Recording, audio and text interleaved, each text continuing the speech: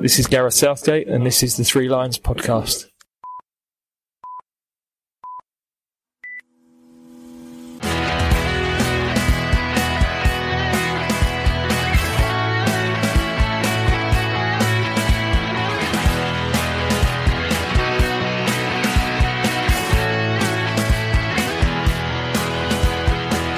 Hello and welcome to the Three Lions podcast. My name is Russell Osborne and this is an independent England football supporters podcast. I hope you're well.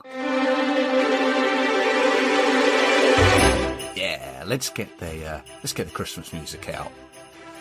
This is the last episode before Christmas and of the year.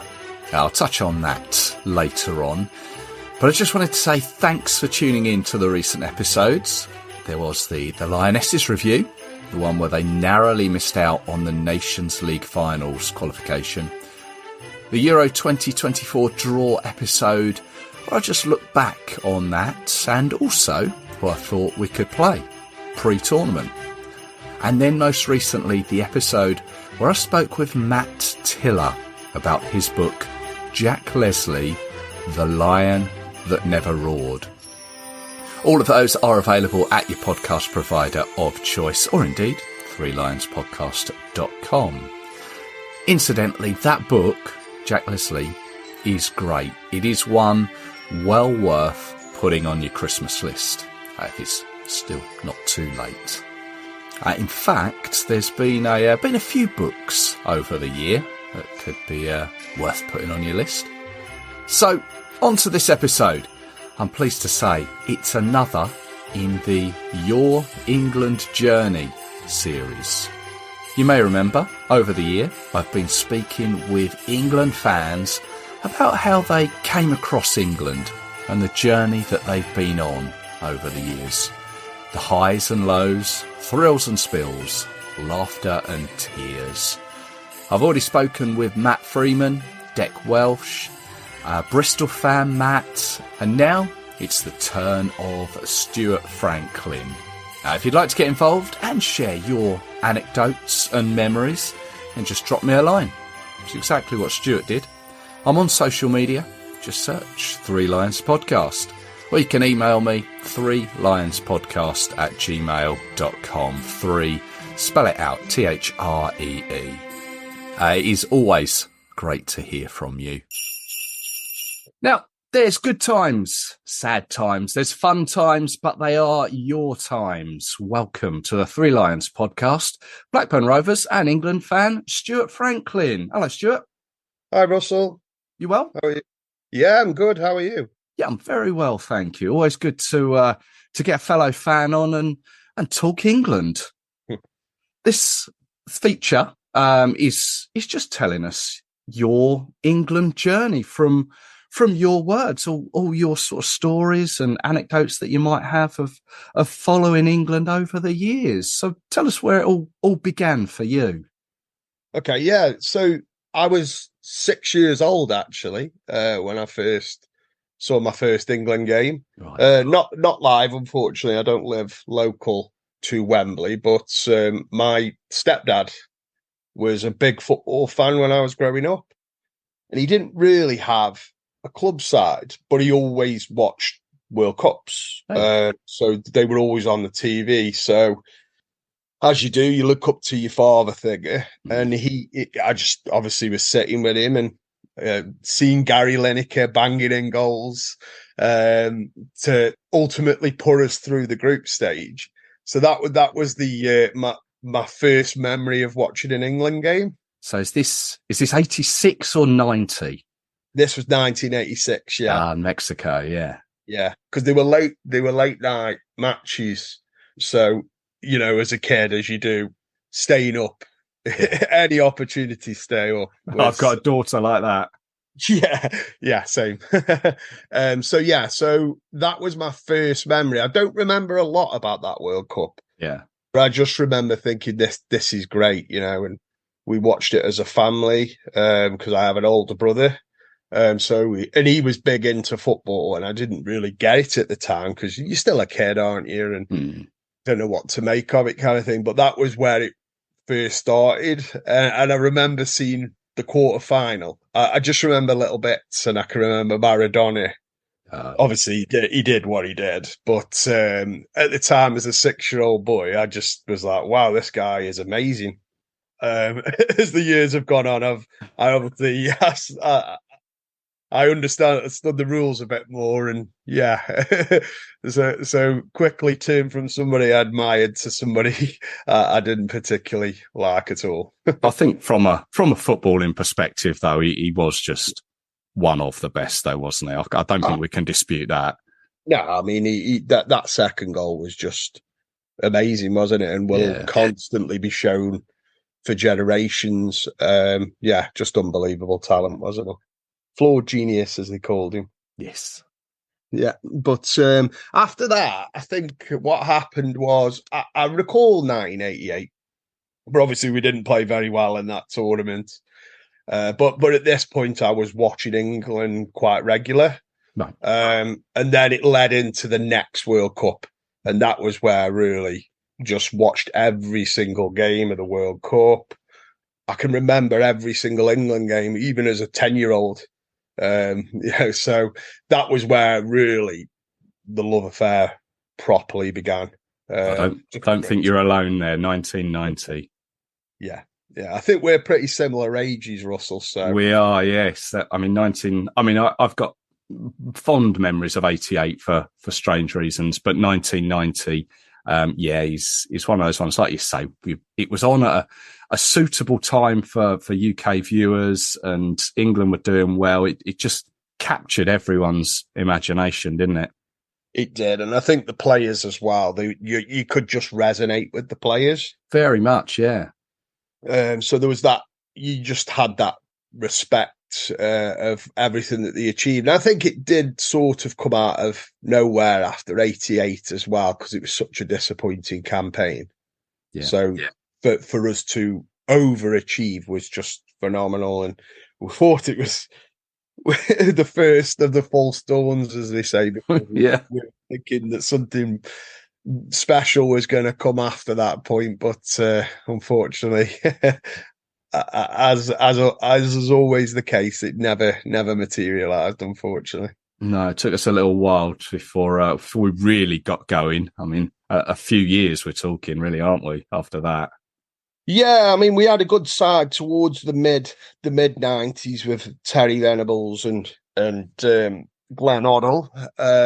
But we weren't particularly great under Taylor. We had a lot of injuries and just playing the wrong players. The balance wasn't right. We lacked creativity really under him, didn't we? So with the greatest of respect to the likes of Carlton Palmer and Andy Sinton.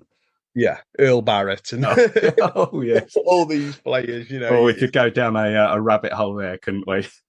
Definitely. But yeah, I mean, obviously I felt under Terry, we began to build an identity again, and you know, he allowed the flair players such as Anderton, McManaman, Barmby, you know, introduced these phenomenal talents. Well, I say phenomenal; they were good players, weren't they? And they were entertaining. Yeah, it's probably the best way. So, which we didn't really have under Taylor, unfortunately. But after that point, obviously, as growing up, I began to obviously start working at university. I was at uni, really in my early 20s, and it really began for me. Going to watch England off the back of Euro 2004. Okay. So we went on a lads' holiday, and it was me that was the main driver of when we went on that holiday, because I knew when the tournament was going to be on, and I thought it'd just be a really good laugh for me and my mates to go and see some live matches, especially as England had qualified at that point. So this lads' holiday, was this in Portugal? It wasn't. No, it was actually in Kavos. Okay. Corfu. Yeah. I got Get that right. So yeah, so it was nice, and weirdly enough, Greece went on to win that World Cup. Yes, Euros, and yeah, so the atmosphere was, they were buzzing over there, and yeah, it just captured our imagination really. And I remember because one of my friends, I went to school with him from a very young age. I think we met when we were about 4-5 years old, so we've been friends for a very long time. Yeah. And we looked at each other and we said, how amazing would it be to go and see England in Germany in the next World Cup? Right, and yeah, we both said that we were gonna start the journey together. And as soon as I got back off the holiday, really, it was straight on the internet. How do I follow England? And this is where I'd found that there was a supporters club. Obviously, at this point as well, England were playing on the road. Yes, because Wembley had been knocked down. Yeah. So it suddenly become accessible because Manchester being not too far away, and we were playing a lot of games in Manchester and Liverpool. We also went up to Newcastle in that campaign, so we did our fair share of travelling. But so yeah, we just started going to the games. My friend didn't join the membership, which was, at the time I was like, wow, well, how can I do this on my own? Yeah. The first campaign, I didn't go away. It just wasn't doable on my own. I wasn't sure how I'd meet people. So there was a little bit of lack of confidence there, really. But then, as luck had it, I had very few caps, but I managed to secure a quarter-final ticket in the ballot. Okay. And you may remember this because I think you were part of the membership back then, because I know you've been following them for a while, haven't you? Yeah, so, I've been around for a little while. Yeah. So it was crazy. It was just like it is now. There was so many members. It got to a point where they actually capped the membership. Yes. So everybody wanted to do Germany just like they do next year. So there was a lot of members, and it was difficult even getting tickets to away games. So to actually get a quarter-final ticket was just, I felt like I'd won the lottery, So, but that was it. Then I was going, even though I'd only got this ticket on my own, I was going no matter what. But I thought, it'd be great to just go out there, really, just spend a couple of weeks out there and take in as many games as I possibly could. So at this point, and you're probably very much aware of this, they had the England fans forum, Yes. which was very popular at the time, and there was a lot of people that used to get on there, and you'd sort of get to know people virtually. So what happened is, look at it. We were all going on the FIFA website trying to get tickets. We were all notifying each other saying, the ticket's on sale now. And I just didn't seem to get the luck whenever the time came. I started to get other games pick up, the likes of Ghana versus the USA. So I thought, I'm over there for 2 weeks. It'd be good to take in a few games. But what happened was, there was a guy who was living out in Germany. I think I try and recall his name was Michael Woodford, I think his name. And he messaged me and he just said, I'm seeing these tickets regular. He'd already got tickets to every single round. And he was helping others to get tickets. Nice. So just genuine supporters club member who, didn't know him from Adam, but I gave him my card details, just sort of trusted that he'd do the thing. Yeah. And he did. He got me a second round ticket. Fair play. So that was amazing. And every time I sort of speak to him online or anything, I'll just say, next time I see you, I'll buy you a drink. And this has been the case for the last sort of 20 odd years. I did meet him actually in Germany, and I did buy him a drink, but he often responds with, if I took a drink from everybody who I got tickets for, I'd be drunk every single. So. Wow. That's a lot of work he put in for people, and a lot of credit card details he's probably got on everyone. Yeah, definitely. but salt of the earth guy, and Great yeah. stuff. So that made that tournament all the more special because then I was seeing a couple of games, and yeah, I mean, we weren't great in that tournament, to be fair, but it was great to finally experience a World Cup in person. Yeah. And that's where friendship started through the membership, really. Yeah, so funny story that happened. Well, it wasn't so funny at the time. I can remember it was very stressful. I'd actually booked accommodation. I was going to do World Cup camping, it was called. All right. Yeah, so I'd booked this campsite, paid the guy in full. That was part of the deal. And what happened was, it was a case of I needed to call him as soon as I got there. And I had this brainwave.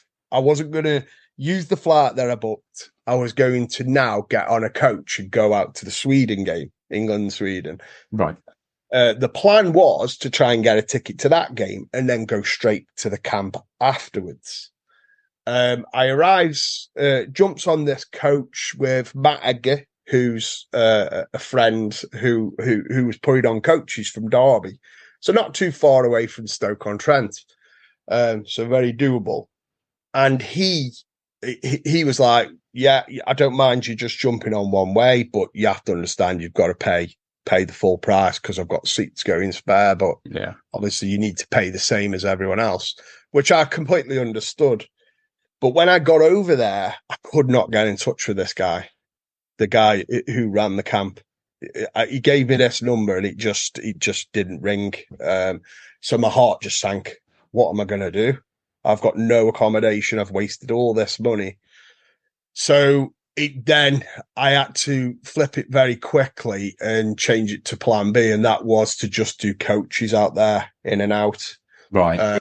So I lost a lot of money there, and also I couldn't attend the games that England weren't playing, so I'd lost money there also. So it was a naive mistake on my part, really. I've learned a lot since then. Never to trust people. If something looks too good, don't always question it, I would say. But yeah, I mean, that was the one sort of bad experience, but everything else during that tournament was fantastic until we went out on penalties.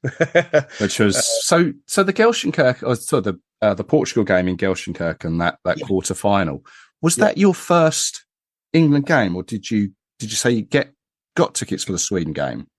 I didn't get tickets for Sweden. The prices were astronomical. The touts were obviously, they knew how many England fans were over there. So I think the cheapest tickets were about £500 for a dead rubber as well, because we were already through at that stage. Yeah. So I just went over there and watched it with the fans, really, on a nice bar with big screen. So I enjoyed that. But yeah, my first game was actually the second round game when we played Ecuador. Ecuador, yes, yeah. Hot day in Stuttgart, I believe. Yeah, I remember. I didn't go to that one, but I do remember people saying that it was incredibly hot that day. That was Beckham scored very early on, was it? I think. Yeah, he did. He scored it down our end, actually. Right. So we were I was behind the goal. I was sat between, because got it through FIFA. I was sat next to a Switzerland fan who'd gone out the night before, and a German fan to the left of me, and that was interesting because I'd never done that previously. So yeah, I mean, it was great. My last memory of that particular day was it was so hot during the day. On the way home, the heavens opened and it was the most hideous storm you've ever seen. I mean, thunder. It was that bad in terms of raining. It was sort of, we were on the coach and you could see the water it was like a river had formed either side of the coach. So it was interesting. The sort of weather broke, but it was red hot that summer. I know you attended Germany, didn't you? Yeah, I stayed in Leipzig. We had a ticket for a game in Leipzig, and then we sort of motored around from there for a few to a few places, fan parks and that. But I didn't spend a great deal of time in Germany. No. I was probably there for about 4 days in total. Okay. It's one of those times when I had other things going on in life that couldn't afford to do everything that I'd wanted to, put it that way. Yeah, I completely understand that, especially at the minute. So Germany came and went. Where did you go from there? So obviously I started to make friends, and this was it. Then I was fully in, and I started to do away games. So when this was now the McLaren era, and I did quite a few away games, which I think it got to a point actually where we actually were looking at each other and saying, I don't think we're going to win this game, because we were dreadful away from home in particular in that qualification process, and which ultimately cost us, cost of the qualification. We dropped silly points away in Israel. I went to the Russia game. Okay. So that was an eye-opening experience, but it was one of those things, because obviously we're of the same generation, Russ, and you just could not visit Russia in the 80s because of the Cold War, and so it was, oh wow, if we're going there, I've got the opportunity, I'm going to attend it. So I spent nearly a week out there, and it was just an amazing experience. It's one of them things with England, isn't it? I think most people like traveling, and it's a reason to travel and see these places. So, I mean, it was really good, and you make friends along the way. I met friends over there. One thing I quickly realised was you're never alone when you're following England. There'll always be somebody in the same boat as you. Yeah. Absolutely. So made a lot of friends throughout the sort of 20 years of being a member, really. There's a lot have come and gone through, no faults of their own, having families, etc. But just some amazing experiences to look back on, and with fondness, really. Maybe not the football, though.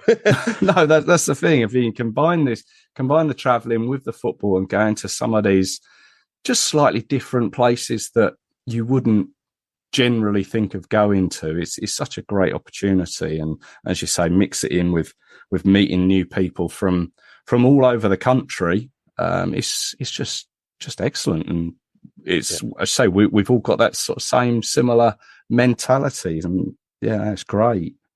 Yeah, definitely.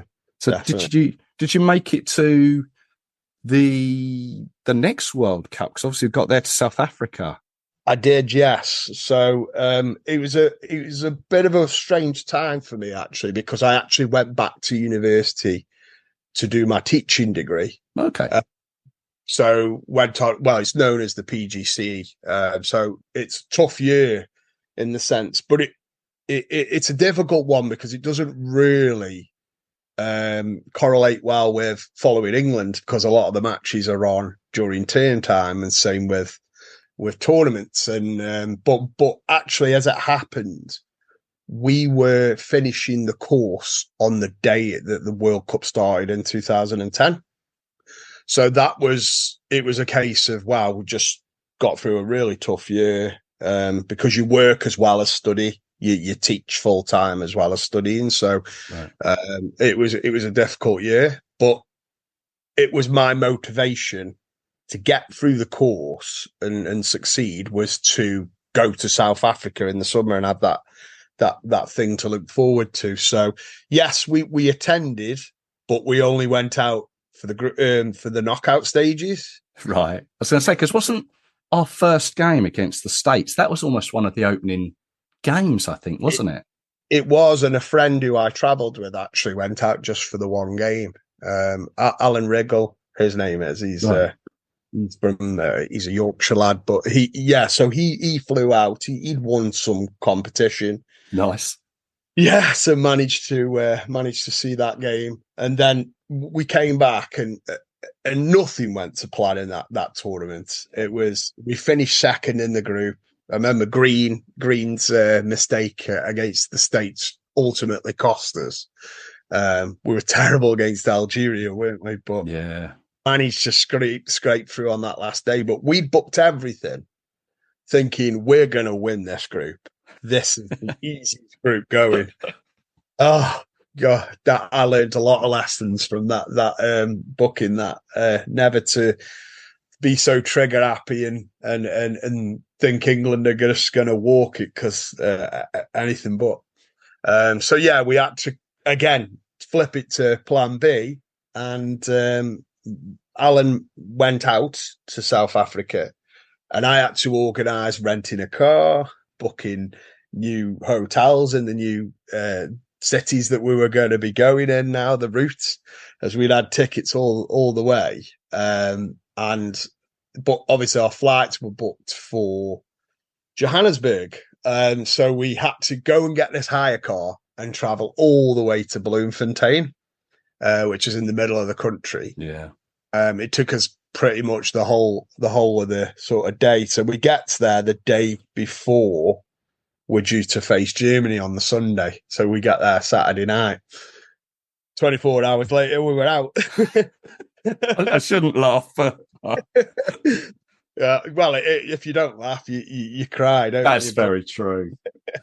But yeah, so that was another experience for in the future. Make sure you go to at least one group game.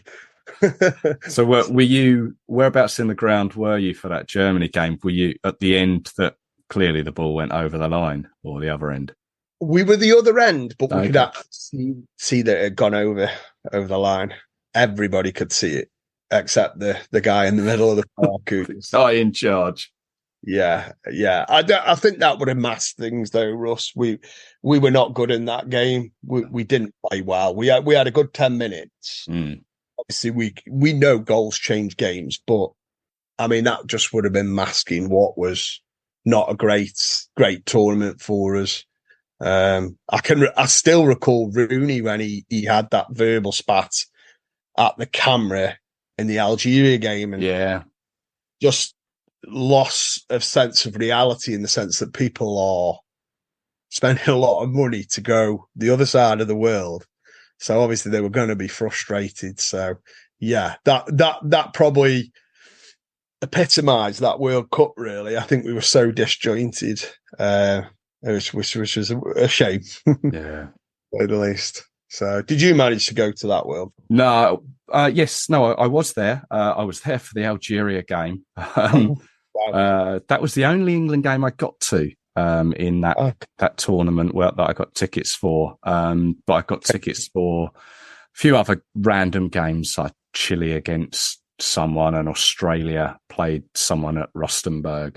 But yeah, it's like you say, it's one of those tournaments where it just didn't really click for us. No. The weird thing about that, though, is we qualified so impressively, didn't we?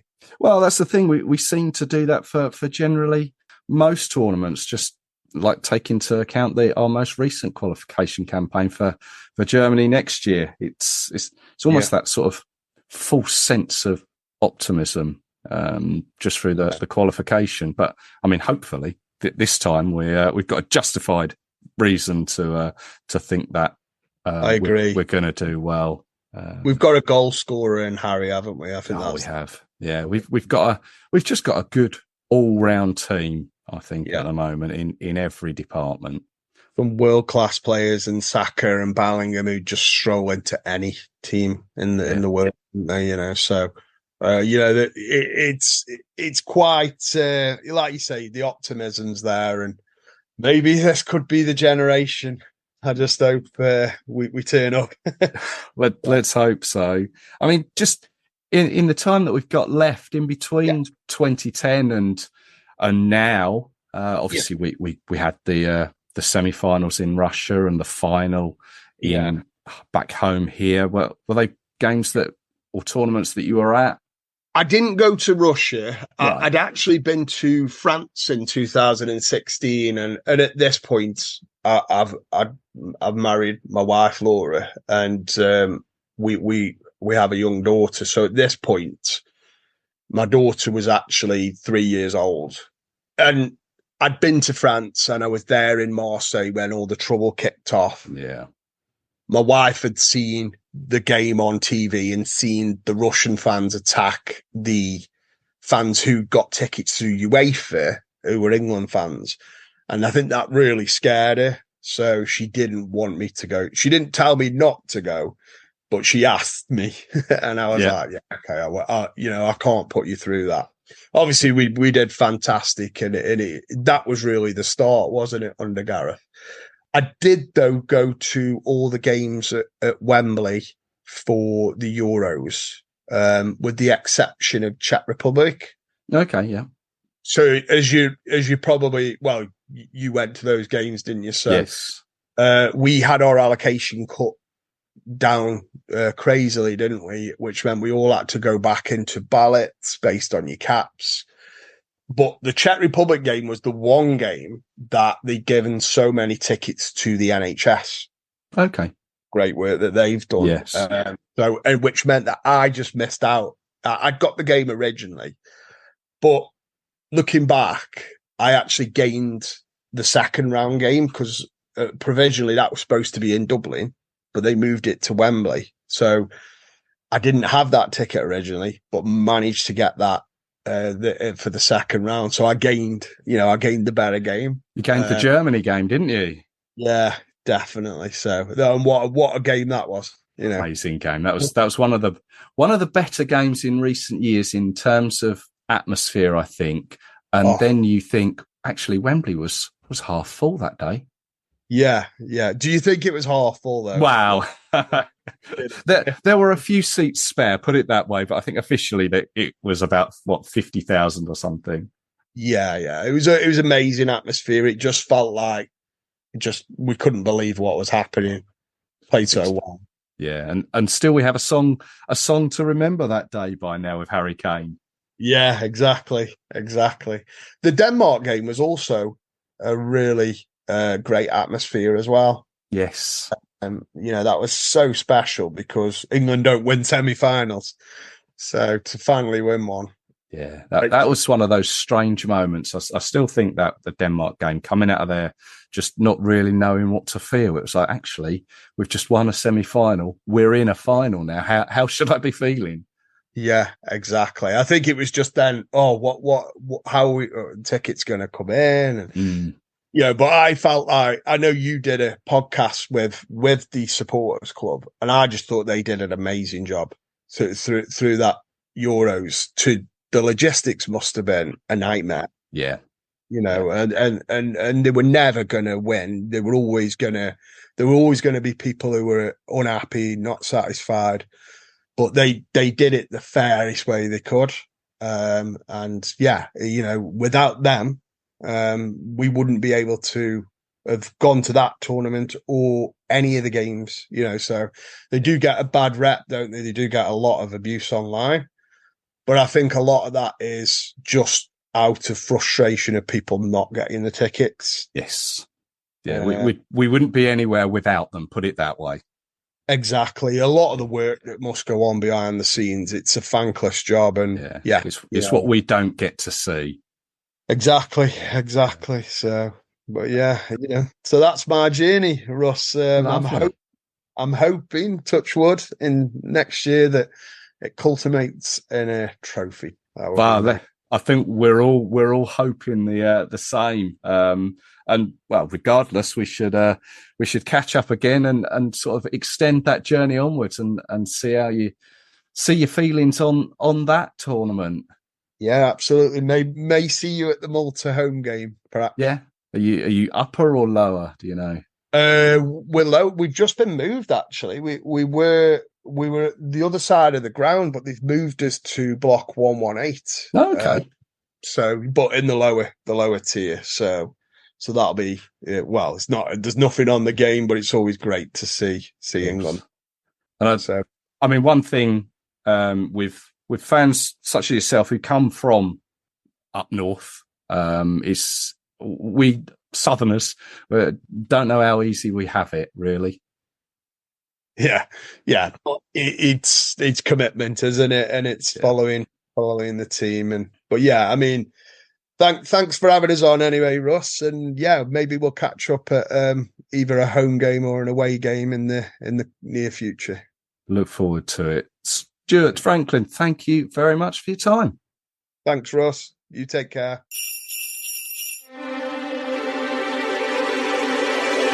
Thanks to Stuart there. You know what? Really enjoy just having a chat with you guys, listening to your stories. Hearing players' stories is all good and well, but generally, we've kind of heard them all before. These stories, I feel that as fans, we can just all relate to, can't we? Thank you very much for tuning in over the year. It's been a busy one. Every year I look at what's coming up and try and think what interests me and what I think in turn you'll be interested in too. So including this episode, I've released 56 across the year. Genuinely wasn't anticipating that amount. Obviously the Lionesses making the World Cup finals increased that somewhat. But looking ahead to 2024 and England at the European Championships in Germany, and there's a chance I'll do a similar amount. I've already got a few in mind and also some already pre-recorded ready. But just reflecting on 2023, if you've listened to just this one, or if you've listened to half a dozen, or indeed all 56 of them, then thank you. It means a lot and makes it all worthwhile. Likewise, all of those that have joined me for a chat and shared your knowledge, thank you too. It wouldn't be what it is without you guys. So if you want to go back and listen to them again, feel free to. Or if you've missed some, there are plenty to choose from. In fact, I was just scrolling back through them. There's a couple in the England Manager series, Graham Taylor and Terry Venables. I really need to continue that one next year. Still plenty of managers to cover. I spoke with Paul Letters about his time at the Qatar World Cup. Go and have a listen to that one if you missed it. Asa Fogelberg. I chatted with her about her self-written book, 3 Lions and a Kitten. That's a good one for a Christmas present if you're still searching. Then there was the episode where England nearly went on strike. I enjoyed doing that one. Episode 286, if you're looking. So I'll leave it there. Wish you a Merry Christmas, however you spend it, and all the very best for the new year, 2024. Let's hope that finally it's a year. Come the 14th of July, we'll all be celebrating. So until 2024, take care of yourselves and each other. Cheers.